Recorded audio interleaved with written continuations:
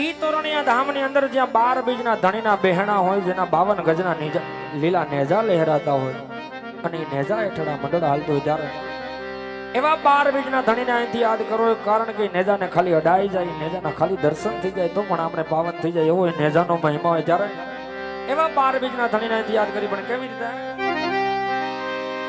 એ લીલા પીડા તારા નેજા ફરકે, લીલા પીડા તારા નેજા ફરકે.